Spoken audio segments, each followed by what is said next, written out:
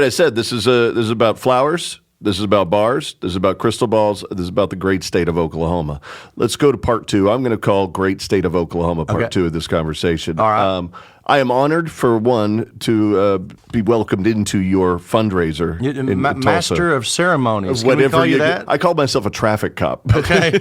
That's probably more appropriate. Court jester, ringmaster, whatever you want to call it. But the idea for this came from you, obviously. You wanted to do something to give back to the Country Music Hall of Fame, and I think the Oklahoma Music Hall of Fame is involved a little bit too. Is that correct? I think so. I mean, it was originally put together, for the Country Music Hall of Fame, and but we're trying to make it as much as we can just an Oklahoma event. You know what I mean? And it's pretty crazy when you look down the list of artists that have come from Oklahoma. It's a huge list. It's crazy. Yeah, it's a huge list, and it's a lot of superstars.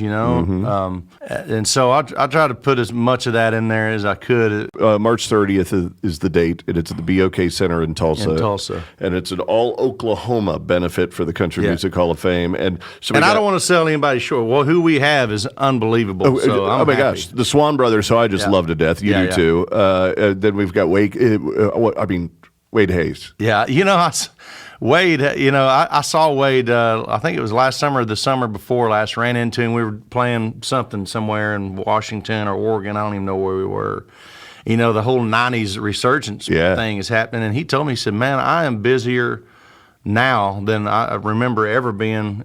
I have to tell him, I'm done. I don't want any more. Kristen Chenoweth, who's just a spark plug. She's just a nutball in all the best ways possible. All you got to do is say her name. Everybody smiles. Yeah. I just have the image of her and the baby Bjorn on Trace Adkins at that award show.